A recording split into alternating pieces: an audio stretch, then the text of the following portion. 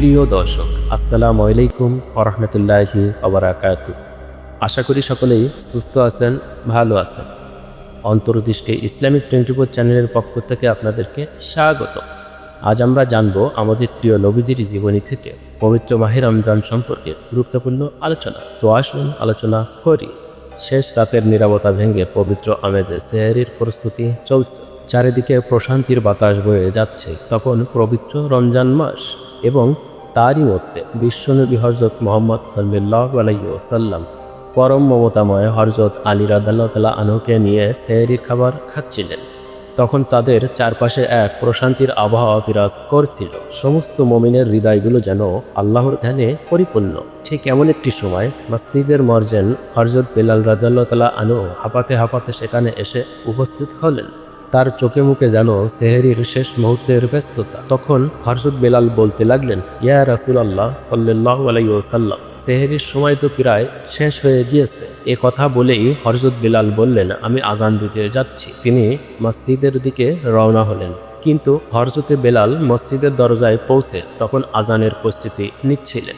কিন্তু এই প্রস্তুতির মাঝেই তার মনে একটি খটকা লাগলো। হযরতে বেলাল ভাবছিলেন, রাসূল সাল্লাল্লাহু আলাইহি ওয়াসাল্লাম কি সেহরি শেষ করেছেন নাকি করেননি।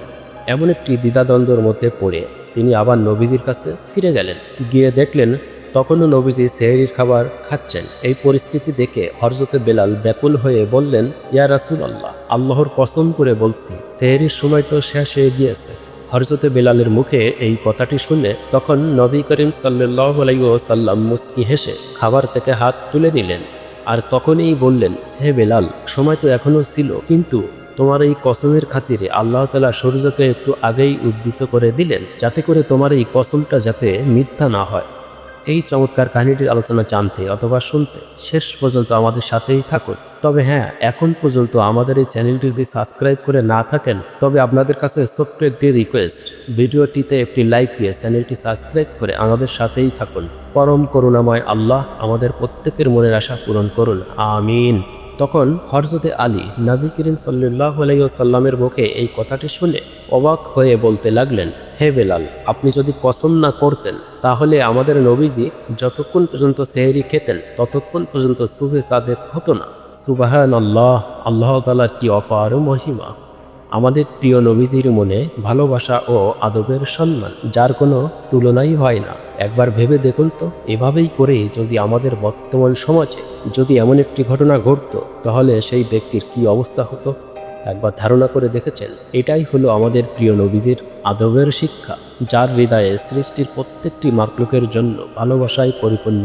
তিনি সৃষ্টি জগতের সকল মাখলুককে সঠিক পথ দেখানোর জন্য প্রচার করেছেন লা ইলাহা ইল্লাল্লাহু মুহাম্মাদুর রাসূলুল্লাহ সাল্লাল্লাহু আলাইহি ওয়াসাল্লাম। এই বার্তাটি এখনো সমস্ত মুমিনের হৃদয়ে বিরাজ করছে। সুবহানাল্লাহ।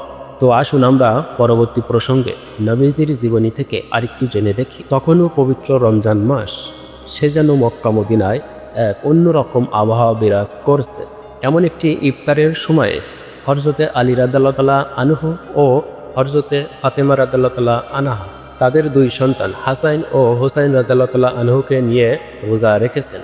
যখন সারাদিন ব্যস্ততার পর সন্ধ্যায় ইফতারের সময় হলো, তখন হযরতে ফাতেমা রাদিয়াল্লাহু তাআলা আনহা সামান্য একটু আটা নিয়ে 4টি রুটি বানালেন। তারপরে একটি রুটি দিলেন হযরতে আলীকে ও 2টি রুটি দিলেন হাসান ও হুসাইনকে এবং অবশিষ্ট একটি রুটি নিজের জন্য রাখলেন।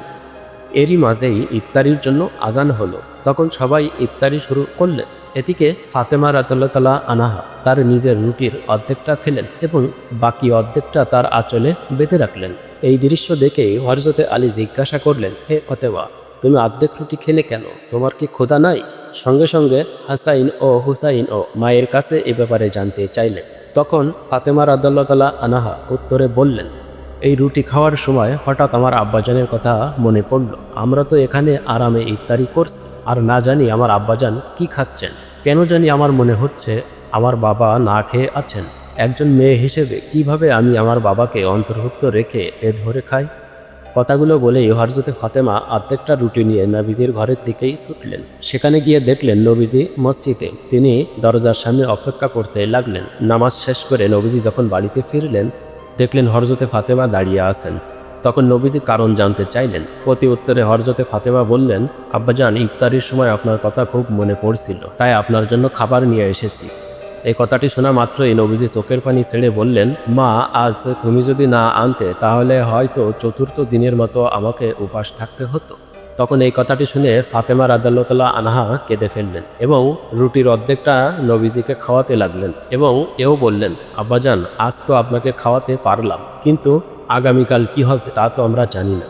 তখন আমাদের প্রিয় নবীজি হযরতে ফাতেমাকে সান্ত্বনা দিয়ে বললেন, মা, ধৈর্য ধরো। আমাদের এই কঠিন ধৈর্যের কারণেই আল্লাহ তাআলা আমার দুর্বল উম্মতদের গুনাহ মাফ করে দেবেন। সুবহানাল্লাহ! কি কঠিন জীবন ছিল নবীজির পরিবারের, আর কত গভীর ছিল তাদের ভালোবাসা ও ত্যাগ। এভাবে করেই চলেছিল আমাদের প্রিয় নবীজির পরিবারের জীবনী। তো আসুন আমরা সকলে আমাদের প্রিয় নবীজির আদর্শ অনুযায়ী আমাদের জীবনকে গড়ি। আল্লাহ পাক পরওয়ারদিগার আমাদের সকলকে সেই তৌফিক দান করুন এবং আল্লাহ পাক পরওয়ারদিগার যেন তার রহমতের চাদরে আমাদেরকে জড়িয়ে রাখেন। আমিন। প্রিয় দর্শক, এতক্ষণ আপনারা যেখান থেকে দেখছিলেন অথবা শুনছিলেন, আমাদের আজকের পরিবেশনায় অন্তর্দৃষ্টি ইসলামিক 24 চ্যানেলের পক্ষ থেকে সত্য প্রকাশে বিস্ময়কর ঘটনা। আশা করি আজকের ঘটনাটি আপনাদের অনেক ভালো লেগেছে এবং জীবনে সঠিক পথ চলার জন্য কিছু গুরুত্বপূর্ণ কথা জানতে পেরেছেন। এই ছিল আমাদের আজকের আলোচনায়। মানুষ হিসেবে কথা বলতে গিয়ে যদি কোনো ভুল ভ্রান্তি ব্যাধি হয়ে থাকে অবশ্যই ক্ষমার দৃষ্টিতে দেখবেন এবং আমাদের এই চ্যানেলটি সাবস্ক্রাইব করে আমাদের সাথেই থাকুন। এই প্রত্যাশা রেখে আজকের মতো এখানে বিদায় নিচ্ছি। সবাই সুস্থ থাকবেন, ভালো থাকবেন। আসসালামু আলাইকুম ওয়া রাহমাতুল্লাহি ওয়া বারাকাতুহু।